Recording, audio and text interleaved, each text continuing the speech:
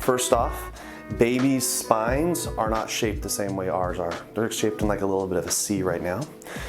And number two, their bones, meaning all the vertebrae and stuff, are not fully ossified. They're not fully all together, right? So instead of us having to snap, crackle, and pop, which we very rarely, if ever, do, we move them. Much like I tell people, it's like if you're taking a bath and you have a little boat floating and you want to go the other side, how you kind of like just push it a little bit.